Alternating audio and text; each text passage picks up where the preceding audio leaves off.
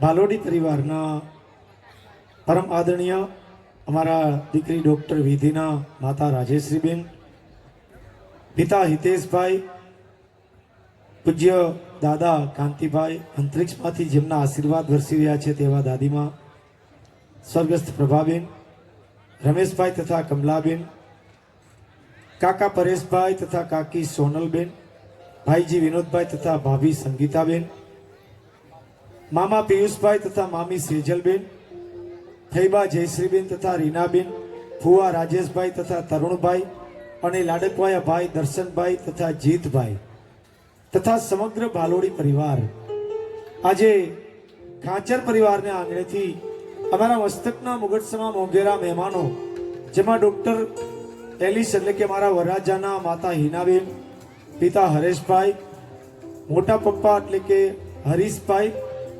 મોટા મમ્મી કિરણબેન, કાકા પ્રવીણભાઈ તથા કાકી ચંદ્રિકાબેન, મામા રાજેશભાઈ તથા મુકેશભાઈ અને મામી પ્રફુલ્લાબેન તથા મનીષાબેન, ફૈબા મધુબેન તથા ગીતાબેન, ભાઈ શ્રી દીપભાઈ તથા વિનીશભાઈ, લાડકવાયા બેન, ફેનલબેન અને નેન્સીબેન તથા અમારા અણવર સાહેબ એટલે કે હર્ષકુમાર તથા સમગ્ર ખાંચર પરિવારના મોંઘેરા મહેમાનોનું ભાલોડી પરિવાર આ તકે સ્વાગત અને અભિવાદન કરે છે.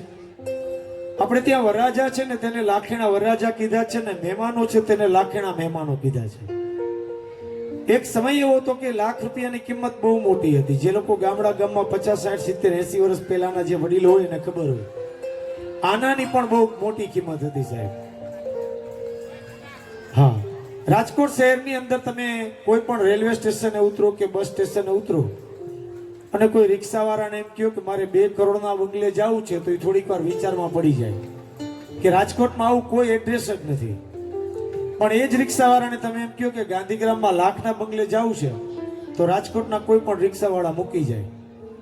કારણ કે રાજકોટમાં આ એક સિમ્બોલ છે, એક એડ્રેસ છે કે ગાંધીગ્રામમાં લાખના બંગલે જવું છે.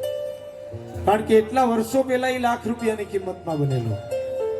એટલે કહેવાનો મતલબ એમ છે કે લાખેણા મહેમાનો જ્યારે મારા આંગણે ઉપસ્થિત થયા છે, સર્વે મોંઘેરા મહેમાનોનું સ્વાગત અને અભિવાદન છે.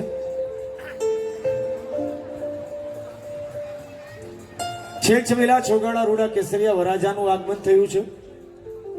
આપણે સૌ જેમની આતુરતાપૂર્વક પ્રતીક્ષા કરી રહ્યા છીએ તેવી લાડકવાઈ દીકરી એટલે કે વિધિના આગમનનો મનગમતો સમય પણ બિલકુલ નજીક આવી રહ્યો છે. થોડી વાર પહેલા જ મને એલિસ કુમારે વોટ્સએપમાં એક મેસેજ કરેલો કે વરાજાનું આગમન થઈ જાય ત્યારબાદ કન્યાનું આગમન અડધી પોણી કલાક પછી શા માટે થાય? હવે આ પ્રશ્ન અઘરો આવ્યો, પછી મારે જવાબ તો કંઈક દેવો ને. પછી મારે એમને કેવું પડ્યું કે ભાઈ એ લોકોને વાર લાગે, આ તમારે રાહ જોવાનું. પેલી વાત તો રિહર્સલ કરવાનું છે, કારણ કે લગ્ન પછી જેન્ટ્સ છે એ લોકોને રાહ જોવાની હોય, લેડીઝો છે એને બ્યુટી પાર્લરમાં જવાનું હોય, એ લોકોને વાર લાગે. અને આમ પણ એમ કહીએ કે બહેનો અમસ્તા પણ દેખાવમાં સુંદર લાગતા હોય, પરંતુ કોઈ લગ્ન પ્રસંગે કે કોઈ સુંદર પ્રસંગમાં ક્યાંય જવાનું હોય, 2-3 કલાક સુધી સરસ મજાના તૈયાર થયા હોય અને તૈયાર થઈને ઘરની બહાર નીકળે અને એમાં કોઈ જો પાડોશમાં રહેતા બેનપણી મળી જાય અને કે લે રાજેશ્રી બેન, લે હિના બેન, આ સાડી આ તો લગભગ તમે ગયા વખતે પહેરી હતી કે નહીં? ખલાસ. હિના બેન ને રાજેશ્રી બેન પાછા હાડી બદલાવા જાય.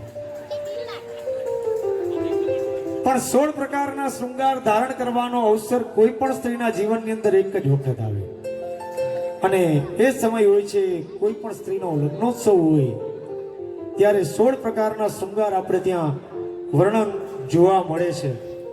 અને એ 16 પ્રકારના શૃંગાર છે એમાં એમ કહેવાય છે કે કયા કયા પ્રકારના ઘરેણાઓ છે અને વસ્ત્રાલંકારો છે તે ધારણ કરવામાં આવે તો 16 શણગારમાં એમ કહેવાય કે શીશ ફૂલ, નકવેસર, કર્ણફૂલ, માળા, હાર, મુક્તાહાર, બાજુબંધ, કંકણ, ચૂડા, રત્ન રાખડી, વીટી, કંદોરો, કટી મેખલા, ઝાંઝર, નેપુર, અંગૂઠી અને અણવટ. સોળ શણગાર જ્યારે કોઈ પણ બહેનો ધારણ કરે ને ત્યારે આટલી આટલી વસ્તુ તો 16 શણગારમાં બતાડેલી છે. હવે એલિસ કુમારને મારે સમજાવવું કેમ કે આમાં આટલી વસ્તુ ધારણ કરવામાં વાર લાગે, અને આ એક જાતનું અત્યારથી રિહર્સલ છે. અને આ બધી મને એટલા માટે ખબર છે, તમને બધાને થશે કે તમને કેવી રીતે ખબર? સાહેબ, મારા એકના એક ધર્મપત્ની છે ને, એ બ્યુટી પાર્લર ચલાવે છે, એકના એક જ છે. એટલે પછી મારે ક્યારેક એને કેવું પડે કે ભાઈ આને તૈયાર કરીને જલ્દી રવાના કરો, આ મહેમાન રાહ જોવે છે.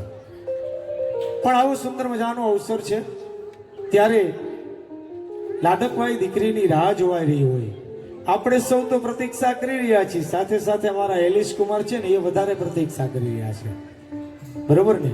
તો ચાલો દીકરીના આગમન પૂર્વેના જે સુંદર મજાના સ્વર, સંગીત અને શબ્દોના ઉત્સવ છે તેને આપણે આગળ વધારીએ.